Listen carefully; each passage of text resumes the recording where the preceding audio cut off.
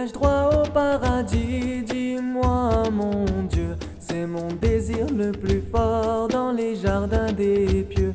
Aurais-je droit au paradis? Dis-moi mon Dieu, c'est mon désir le plus fort dans les jardins des pieux.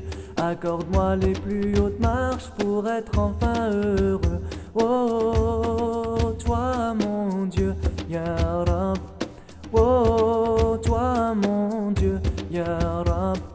Quand je vais à la mosquée, j'ai le cœur léger.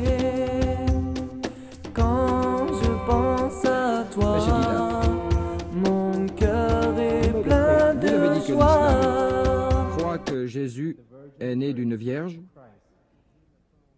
Puis vous avez ajouté que Dieu n'a pas engendré, ni ne fut engendré.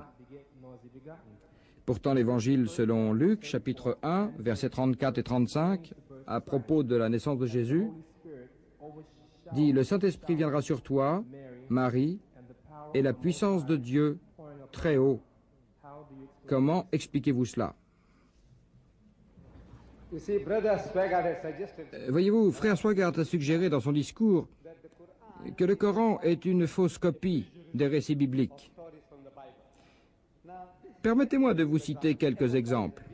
Il s'agit d'une comparaison entre vos textes et ce que dit le Coran à propos de la naissance de Jésus. Si je peux. Au nom de Dieu, le clément, le miséricordieux.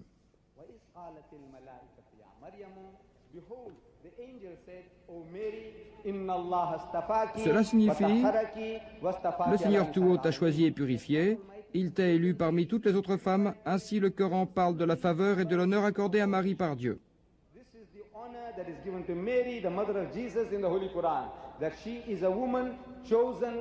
Elle est une femme choisie parmi toutes les autres femmes. Cela veut dire, ô Marie, sois fidèle au Seigneur, n'adore que lui et n'obéis qu'à lui. Prosterne-toi et courbe-toi avec ceux qui se prosternent et se courbent.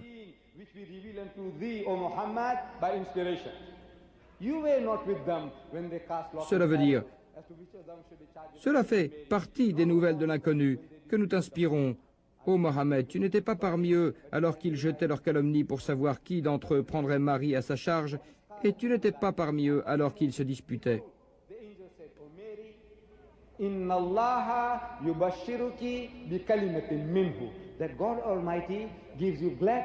vous dirai pas plus, je laisserai ça à demain, si Dieu le veut. Mais le Coran poursuit. Il sera proche de Dieu, mais les chrétiens disent qu'il sera assis à droite de Dieu. Nous disons qu'il est proche de Dieu, non matériellement, mais spirituellement.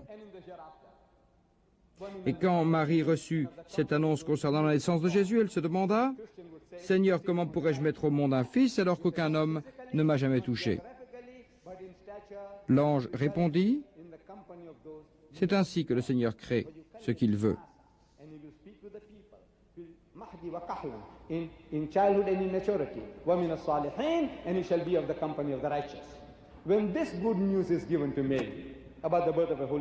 Et là est la bonne nouvelle.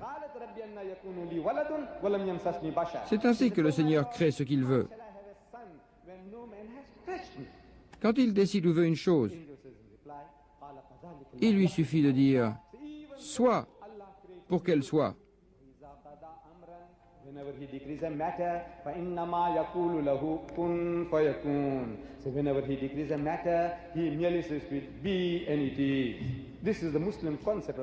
Voilà la conception des musulmans à propos de la naissance de Jésus. Dieu peut créer Jésus sans père humain, comme l'éclair. Et s'il le veut, il peut créer 1 million d'êtres comme Jésus, sans père ni mère, comme l'éclair, comme ça. Comparons cette conception avec celle enseignée par l'Évangile. J'ai eu une discussion avec le pasteur Dunker, chef de l'association de la Bible à Johannesburg. J'étais sorti pour acheter la Bible. Lorsqu'il vit cette barbe et constata mon intérêt pour ce livre, il m'invita à boire le thé avec lui. Je lui expliquai le problème et il fut étonné de mes connaissances sur la Bible. Il me dit, « On dirait que ceci et la Bible sont pareils. » Je répondis, « Oui, en apparence, ceci et la Bible sont pareils. » Chacun de nous essaie de dire la même chose, que Jésus naquit par une intervention surnaturelle. Mais lorsqu'on examine les deux livres de plus près, on découvre que la différence entre le Coran et la Bible, c'est comme la différence entre la craie et le fromage. Je ne sais pas si les Américains comprennent cette explication. Les Canadiens ne la comprennent pas parce qu'ils n'ont pas connu la craie. Le fromage et la craie sont deux choses complètement différentes. Le Coran dit, quand Dieu veut créer une chose, il lui suffit de dire soit pour que la chose soit créée. Quant à la Bible, il explique à propos de cette même question, comment la chose s'est produite. Je n'ai jamais connu un homme, dit l'Évangile. Le Saint-Esprit viendra sur toi.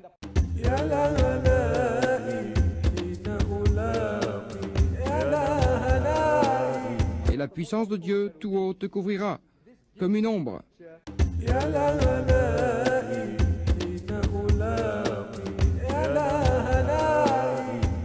Cette façon d'enseigner encourage les mécréants à vous défier.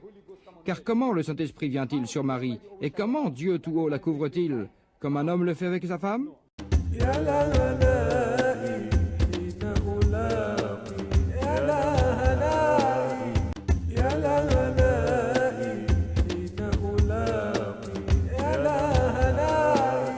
Comment? Non, ce n'est pas du tout comme ça. Le problème réside dans la langue. Le verset coranique dit, si Dieu veut une chose, il lui suffit de dire soit pour que la chose soit créée. La langue de l'Évangile est une langue terrestre. Puis-je demander au révérend Dunker, des deux versions sur la naissance de Jésus, celle du Coran et celle de l'Évangile, laquelle choisissez-vous si vous voulez raconter ça à votre fille? Croyez-moi, il baissa la tête et me dit, je préfère que ce soit le texte du Coran.